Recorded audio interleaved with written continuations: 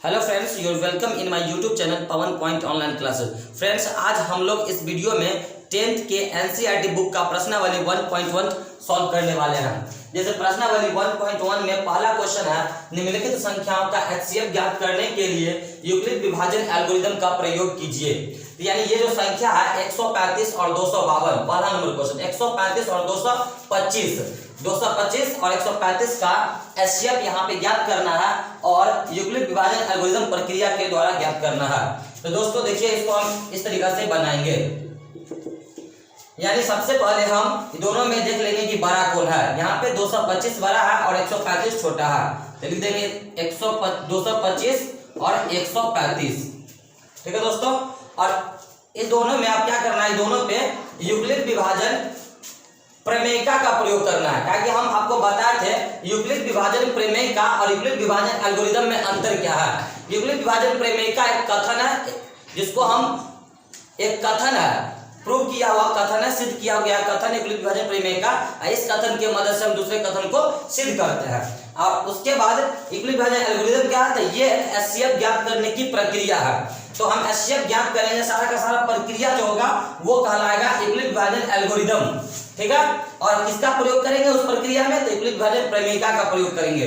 तो दोस्तों 225 और 135 में यहाँ पे हम लिखेंगे 225 और 135 पर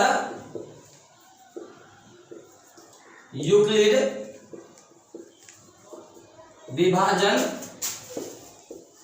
प्रमेयिका का प्रयोग करने पर।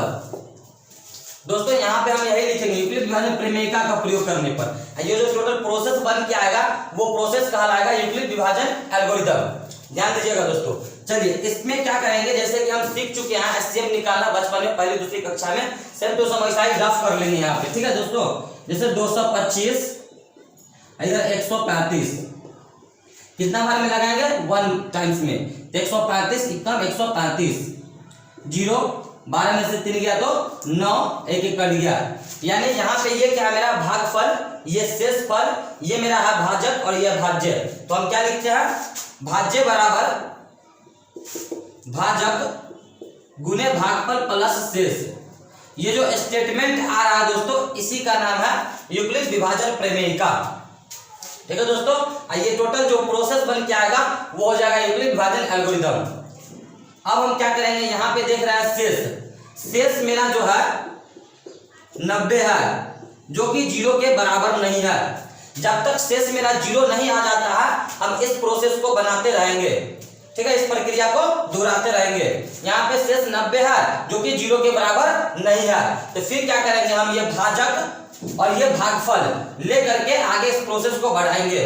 लिखेंगे 135, यानी जो कि मेरा क्या है, भाजक है, 135 और 90 पर यूक्लिड विभाजन प्रमेयिका का प्रयोग करने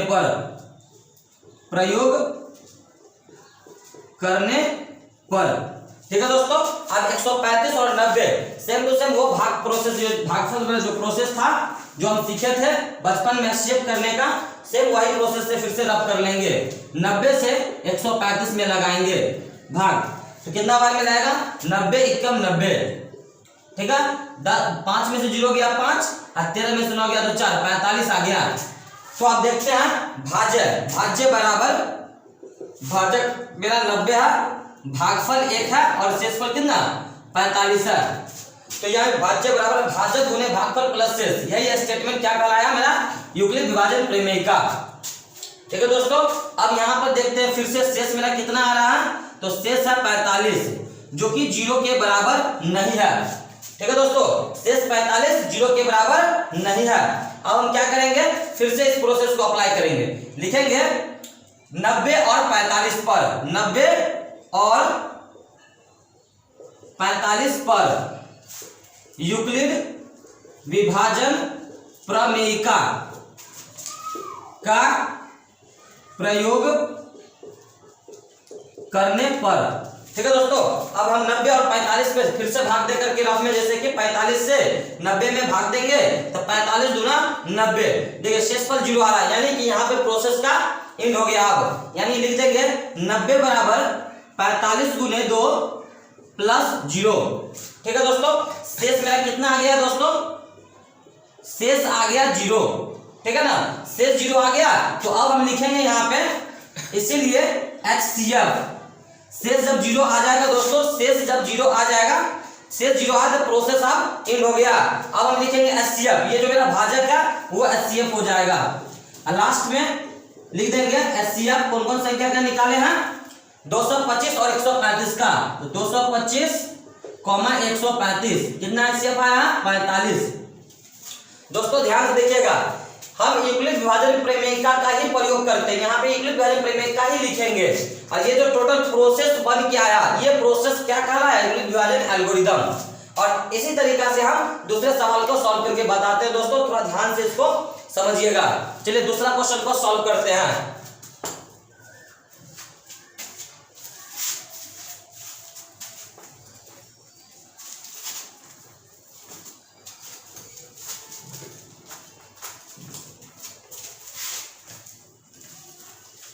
चलिए दूसरा क्वेश्चन को एक बार फिर से समझने का प्रयास करते हैं दोस्तों। दूसरा नंबर जो प्रश्न है ये यहाँ पे लिख लेते हैं, दूसरा नंबर क्वेश्चन सॉल्यूशन। इसमें सबसे पहले चेक कर लेना कि कौन बड़ा और कौन छोटा है। चलिए ये जो मेरा है बड़ा है, 196 मेरा छोटा है, इस तरीका से पहले लिख लेना है। उसके बाद क्या करना है, दोनों पर यूक्लिड विभाजन प्रमेय का प्रयोग करना है। लिखेंगे 38 220, यानी कि 38,220 और 196 पर यूक्लिड विभाजन एल्गोरिदम, सॉरी प्रमेयिका का प्रयोग करने पर, ठीक है दोस्तों।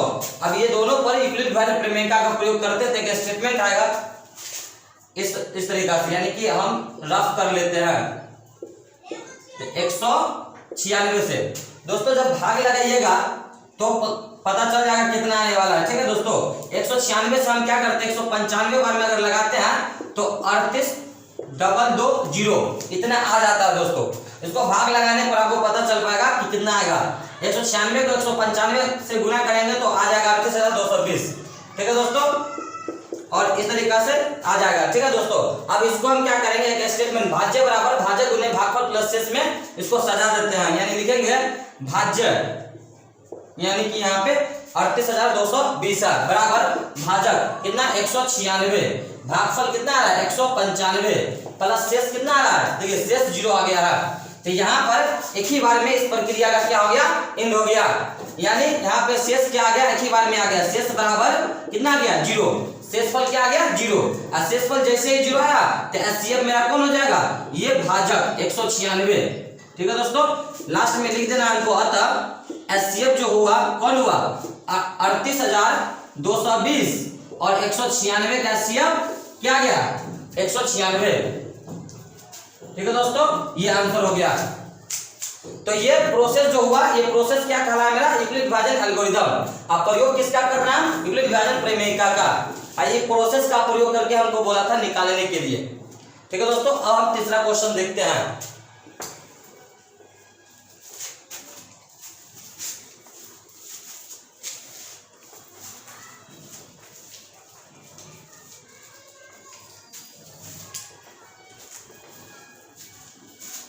अब तीसरा क्वेश्चन को ध्यान से समझिएगा दोस्तों। तीसरा 8 7 6 और क्या है मेरा 225।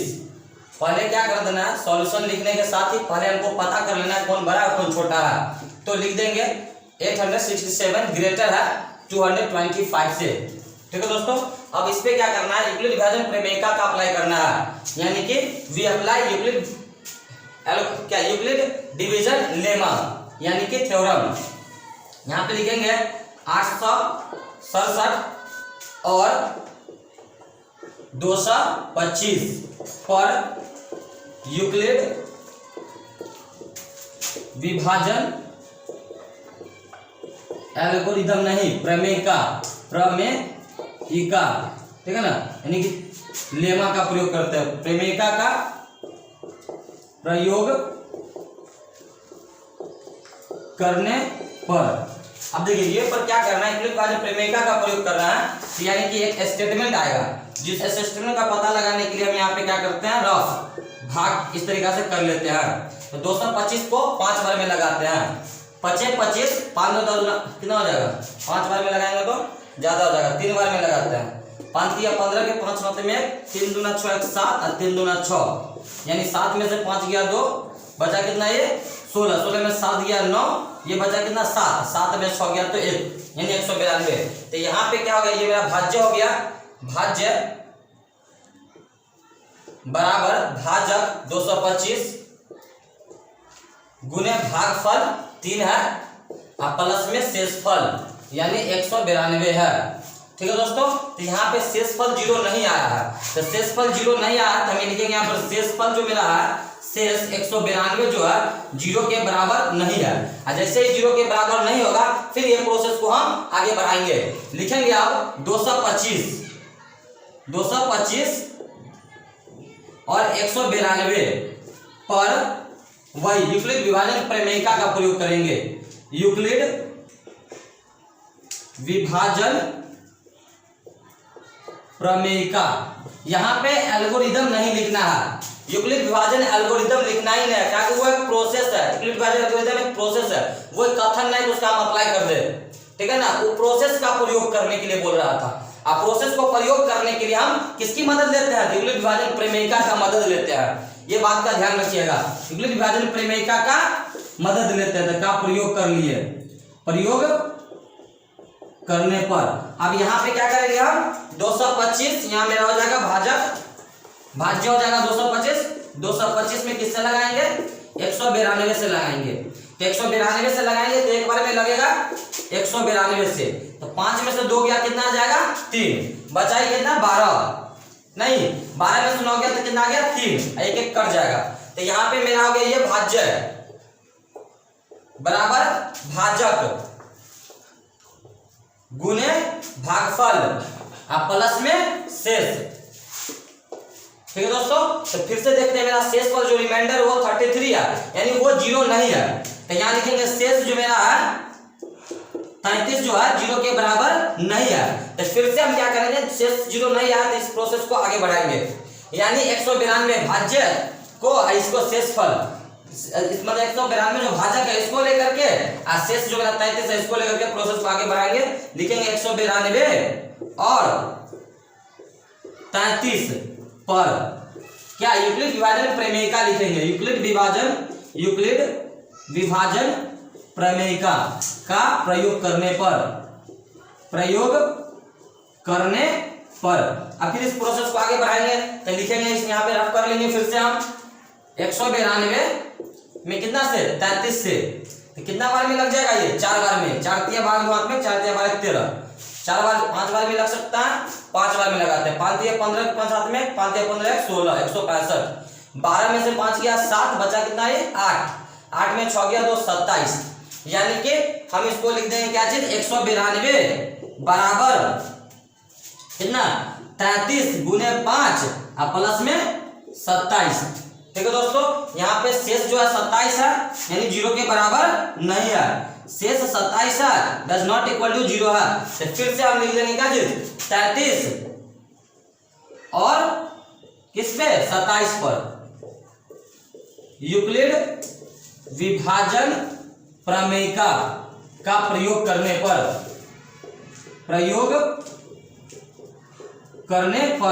ठीक है दोस्तों। तब यहाँ पे लिखेंगे क्या चीज मेरा 27 है और 33 है, तो 33 बराबर 27 गुने 1 और प्लस में कितना 6 आ जाएगा दोस्तों, ठीक है ना, आ जाएगा, स्टेटमेंट में सजा देंगे। फिर लिखेंगे शेष जो मेरा है शेष 6 डज नॉट इक्वल टू 0 है, शेष मेरा जो 6 है डज नॉट इक्वल टू 0 है दोस्तों, हम यहाँ पे लिख रहे हैं ताकि आपको दिखेगा, ठीक है ना, शेष मेरा जो है 0 नहीं आया 6 आया है, ठीक है दोस्तों। तो आप थोड़ा ध्यान दीजिएगा, लिखेंगे शेष 0 नहीं आया तो फिर से प्रोसेस में आगे बढ़ेगा, तो लिखेंगे आप 27 और 6 को लेकर चलेंगे, 27 और 6 पर यूक्लिड विभाजन प्रमेय का प्रयोग करने पर। ठीक है दोस्तों, यहाँ पे फिर से लिखेंगे 27 बराबर 6 गुने 3, ठीक है ना, 6 चौक 24, 4 आप प्लस में 3, 27, 6 चौक 24 हो जाएगा, प्लस में 3, यानी ये स्टेटमेंट आ गया। फिर यहाँ पे देखते हैं कि शेष अभी भी 0 नहीं आया, शेष डज नॉट इक्वल टू 0, यानी 3 डज नॉट इक्वल टू 0 है। तो आप फिर से हम क्या करेंगे, 6 और 3 को लेके आगे बढ़ेंगे, लिखेंगे 6 और 3 पर यूक्लिड विभाजन प्रमेयिका का प्रयोग करने पर, यानी कि 6 बराबर लिखेंगे 3 गुना 2 प्लस 0। अब देखिए शेष 0 आ गया, लिखेंगे शेष कितना आ गया, 0 आ गया, इसीलिए मेरा एचसीएफ क्या हो जाएगा, तो एचसीएफ हो जाएगा ये मेरा भाजक यानी कि 3, एचसीएफ 3 हो गया। लास्ट में हम दोनों संख्या को लेकर के एचसीएफ लिख देंगे, यानी एचसीएफ 3 आ गया। दोस्तों याद रखिएगा, यूक्लिड विभाजन प्रमेयिका ये लिखना है, ये एल्गोरिथम नहीं लिखना है, क्योंकि एल्गोरिथम ये पूरे प्रक्रिया का नाम है और प्रमेयिका एक कथन है, जिसके ये कथन का नाम क्या है, यूक्लिड विभाजन प्रमेयिका है। ठीक है दोस्तों, समझ में आया होगा तो मेरे वीडियो को लाइक कीजिएगा, चैनल को सब्सक्राइब कर लीजिएगा, ताकि अगला क्वेश्चन जैसे मैं अपलोड करें आप तक नोटिफिकेशन पहुंच जाएगा।